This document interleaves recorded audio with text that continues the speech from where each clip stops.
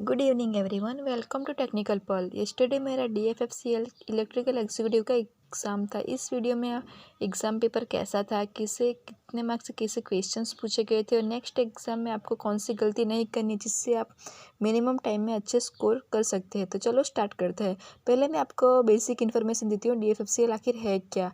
चलो friends start करते हैं। DFCCIL dedicated freight corridor corporation of Indian limited एक PSU है, पब्लिक सेक्टर अंडरटेकिंग, जिसके 51% से भी ज़्यादा सीट्स गवर्नमेंट के पास है। जिसका DFFCL का हेडक्वार्टर दिल्ली में है। DFFCL की रचना 30 अक्टूबर 2006 में कंपनी एक्ट 1956 के तहत हुई है। DFCL के MD रविंद्र कुमार जयंती हैं। DFCL की दो ब्रांच है, DFC एंड ईस्ट DFC। जो WDFC है, वेस्ट DFC 1504 किलोमीटर लॉन्ग है, जो कनेक्ट करती है दादरी उत्तर प्रदेश से जवाहरलाल नेहरू पोर्ट नवी मुंबई तक। जो हमारी सेकंड DFC है, east DFC, total length 1839 kilometre है, जो कनेक्ट करती है लुधियाना पंजाब टू धनकुई कोलकाता। जो इंडियन रेलवे है, सबसे ज़्यादा उसे प्रॉफिट होती है फ्रीज टू कॉरिडोर मीन्स के मालगाड़ियों से। पैसेंजर जो भी ट्रेन है उसमें इससे ज़्यादा प्रॉफिट नहीं होती, क्योंकि वाटर सप्लाई अदर फैसिलिटी में इतना प्रॉफिट नहीं होता। लेकिन जो मालगाड़ी है उसमें इंडियन रेलवे का सबसे ज़्यादा प्रॉफिट है। लेकिन जो इंडियन रेलवे की मालगाड़ी है उसकी एफिशिएंसी बहुत ही लो है। तो DFFCL की रचना इसीलिए की गई कि जो फ्रीज टू कॉरिडोर है उनकी एफिशिएंसी इंक्रीज़ की जाए।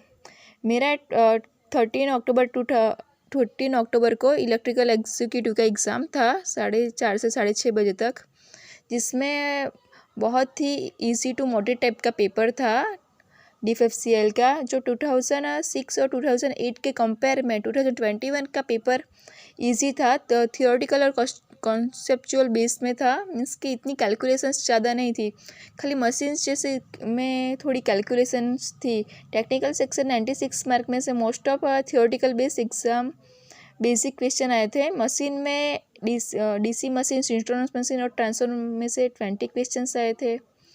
ट्रांसफॉर्मर में step up step down related थोड़े क्वेश्चंस के थे, और जो उसका बेस है उसके रिलेटेड थोड़े क्वेश्चन है, और turn ratio N1/N2 = V1/V2 related question थे। मशीन में EMF generation like E = 5PN/60 ये बेस्ड क्वेश्चन आया था। और मशीन की जो सिंक्रोनस मशीन है उसकी सिंक्रोनस स्पीड NS = 120/F/P, उसके रिलेटेड 4 से 5 क्वेश्चंस आए थे।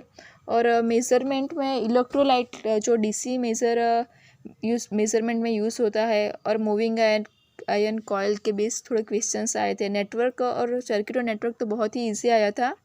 और फुल फॉर्म्स पूछे गए थे, फुल फॉर्म SCR के और लेज़र्स के, लाइक SCR का सिलिकॉन कंट्रोल रेक्टिफायर और लेज़र का light amplification by simulated emission of radiation. Network और सर्किट नेटवर्क बहुत ही इजी आया था। कंट्रोल सिस्टम से आई थिंक एक ही क्वेश्चंस आए थे, कंट्रोल सिस्टम से ज़्यादा क्वेश्चंस नहीं आए थे। और मटेरियल साइंस के तो दो तीन क्वेश्चंस आए थे। रीजनिंग बहुत ही इजी था। कोडिंग डिकोडिंग के 2 क्वेश्चंस आए थे। एक सीटिंग अरेंजमेंट था। सीटिंग अरेंजमेंट का क्वेश्चन बहुत ही टाइम कंज्यूमिंग था, मीन्स के total 8 people facing to the centre type का था, इसलिए उसमें थोड़ा टाइम कंज्यूम ज़्यादा हो रहा था। सीटिंग अरेंजमेंट में एक फिगर कंप्लीसन बहुत ही इजी आया था, फिगर दी हुई थी जिससे आपको सिर्फ कंपेयर करना था। शिलोंग आया था, पिन स्टेटमेंट कंक्लूजन्स के टाइप एक क्वेश्चन आए थे। और एक था लाइक मिल्क को अगर क्रूड बोले तो उसको क्या लिख सकते हैं, और +7 +8 -3 4 = इंटरचेंज करें प्लस माइनस को तो आंसर क्या आएगा, इस टाइप का थोड़ा क्वेश्चन था। मशीन का जो पोर्शन था उसी थोड़ा टाइम कंज्यूमिंग था, बाकी का पेपर बहुत ही इजी था। लेकिन जो भी कैलकुलेशन है बहुत ही लेंदी था, क्योंकि मशीन में EMF जनरेशन फाइंड करता है 5PN/60 है, जिसमें हम 5 की value, pole, number of turns, equivalent conductor और पैरेलल पाथ की जो भी वैल्यू हम पुटअप करेंगे तो थोड़ी इक्वेशन लेंदी होती है जो टाइम कंज्यूमिंग है। इसलिए सपोज आप नेक्स्ट पेपर दो तो जो भी टाइम कंज्यूमिंग जो भी क्वेश्चन है आप उसे थोड़ा स्किप करके आपके टोटल 96 क्वेश्चन कंप्लीट करें, उसके बाद उसे करें तो सही आपका मिनिमम टाइम कंज्यूम होगा।